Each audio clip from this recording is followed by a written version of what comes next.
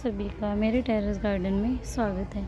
आज मैं आपको कुछ ऐसी टिप्स बताने जा रही हूँ जिनको आप अवॉइड करके अपने गार्डन की सेफ्टी कर सकते हैं, या फिर जो भी नए गार्डनर्स होते हैं उनको ये टिप्स पता होनी चाहिए, तभी वो गार्डन की शुरुआत करें।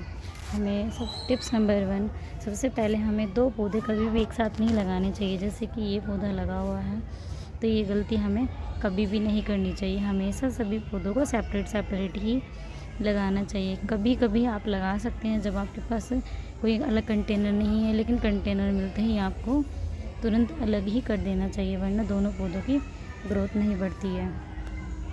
टिप्स नंबर 2 फ्रेंड्स, जैसे कि ये आप घास देख रहे हैं, ये कितना अच्छा पौधा चल रहा है हमारा, इसमें घास लगी हुई है। ऐसे कभी भी नहीं होना चाहिए। घास को निकाल करके हमें पौधे की अच्छे से गुड़ाई करनी चाहिए, और हमें समय समय पर इनकी रिपोर्टिंग भी करते रहना चाहिए।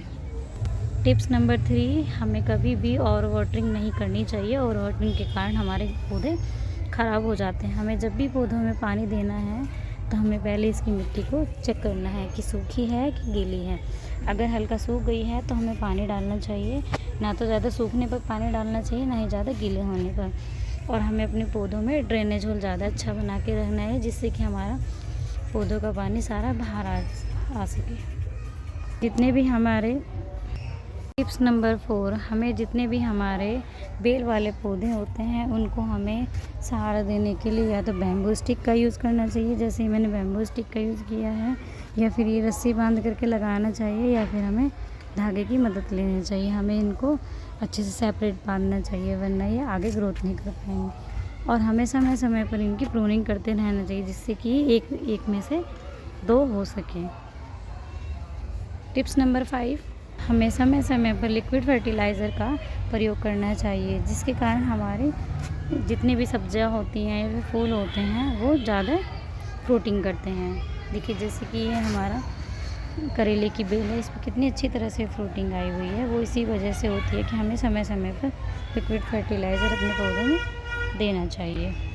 टिप्स नंबर 6, जब भी हमें गार्डनिंग की शुरुआत करते हैं तो हमें गमले लगाते हैं। गमले को हमें डायरेक्ट ही छत पर नहीं रखना चाहिए, हमें कुछ ना कुछ स्टैंड पर रखना चाहिए, या फिर ईंटों के ऊपर, या फिर जैसे ये तख्ते लगे हुए हैं इस तरह के ऊपर रखने चाहिए, वरना हमारे गमलों की जो ये सतह है वो ज़्यादा ख़राब हो जाती है और इसके कारण छत भी ख़राब होती है। तो हमें ये वाली मिस्टेक को अवॉइड करके हमें अपने गार्डनिंग की शुरुआत करनी है। टिप्स नंबर 7, जितने भी हमारे फ्रूट वाले प्लांट होते हैं या फिर हमारे वेजिटेबल वाले प्लांट होते हैं, हमें इनकी समय समय पर कटिंग करते रहना चाहिए, तभी इन पर ज़्यादा फ्रूटिंग होती है।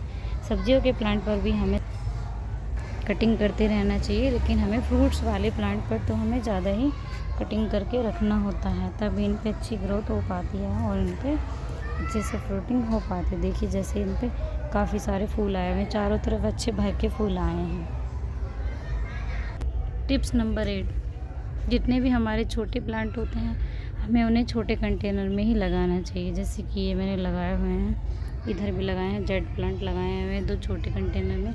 जब ये थोड़े बड़े हो जाएंगे तो हमें इन्हें बड़े कंटेनर में लगाना है, जिसके कारण ये पौधे काफ़ी ज़्यादा हेल्दी रहते हैं। जितने बड़े होते जाएंगे उतने हम बड़े कंटेनर में इनको लगाते जाएंगे, क्योंकि जितने छोटे कंटेनर में इनको लगाया जाता है ये उतनी ही पर्याप्त मात्रा में भोजन लेते हैं। बड़े कंटेनर में लगाने के कारण ये ख़राब भी हो सकते हैं, तो इसलिए हमें इनको छोटे कंटेनर में से ही शुरुआत करनी चाहिए। Thanks for watching my video.